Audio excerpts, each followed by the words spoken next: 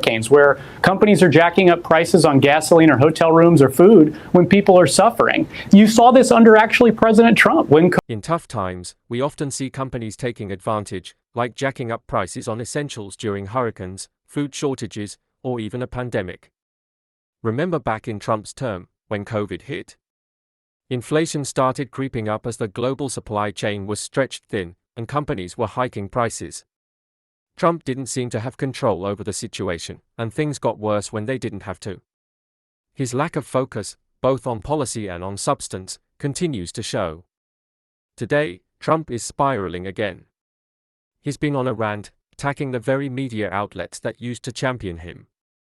Yes, Trump is now going after Fox News, his once loyal ally. Why? Because VP Kamala Harris agreed to do an interview on Fox, and Ian Sams, her senior advisor, appeared on Neil Cavuto's show to deliver a strong message. And, as expected, Trump's reaction was, well, a meltdown. But before we dive into Trump's latest outburst, let's take a moment to thank you for being here. If you're enjoying this content, please hit that like button and consider subscribing. Join our growing community where we engage in these critical discussions. Now, back to the chaos. Ian Sams was on Fox, confidently discussing how the VP is addressing real issues, like helping seniors afford in-home care through Medicare.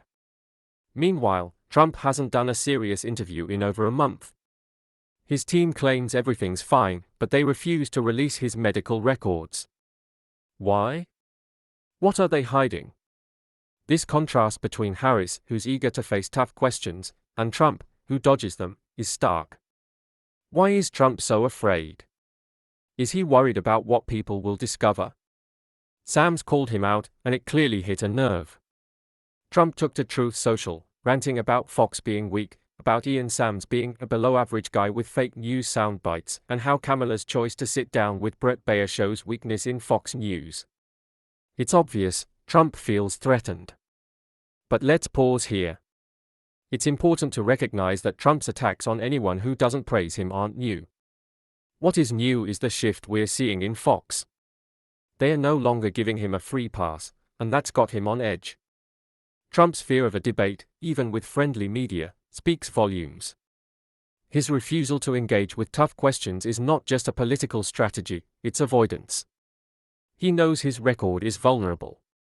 And no matter how much his allies like Jesse Waters try to defend him, even they can't cover up his insecurity.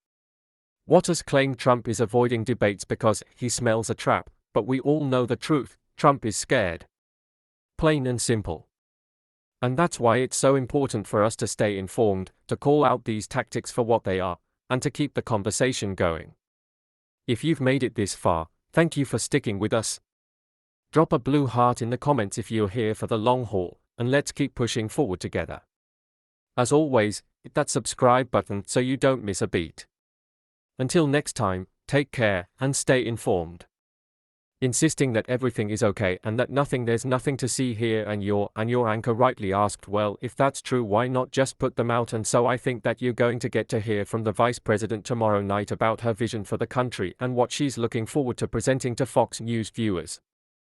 To help bring down cost, just this morning, for example, in the Wall Street Journal, which I know is a sister publication for your company, came out with a new survey of economists who are saying 2/3 of those economists are saying that inflation would be higher under President Trump if he comes back into office. I hear the woman in Pennsylvania who was just talking about prices being too high.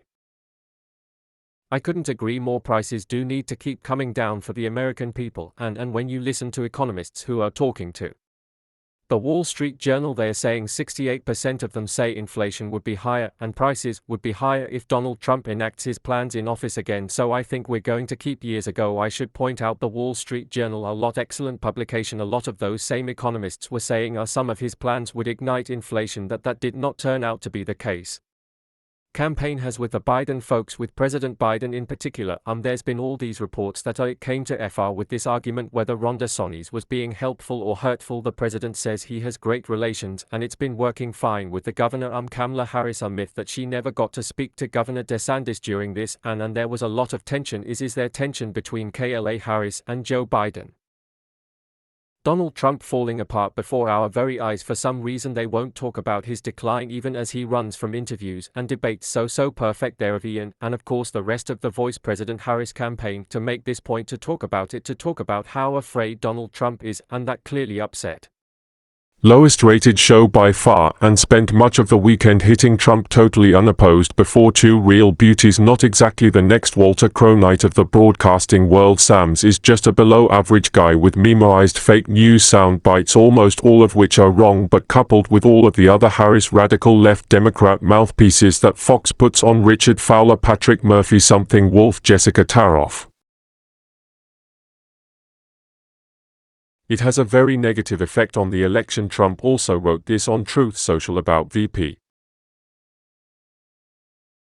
Trump's fear of a debate, even with friendly media, speaks volumes.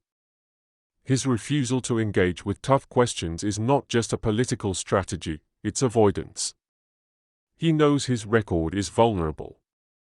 And no matter how much his allies like Jesse Waters try to defend him, even they can't cover up his insecurity. Waters claimed Trump is avoiding debates because he smells a trap, but we all know the truth: Trump is scared. Plain and simple. But I'm sure he doesn't actually care, because who would care about Donald Trump's attacks on you? But I want to hear more of that representative, because him and Neil Cavuto got into a bit of a sparring match on air that we saw a win from Ian. So let's check out more of that interview. Hurricanes, where companies are jacking up prices on gasoline or hotel.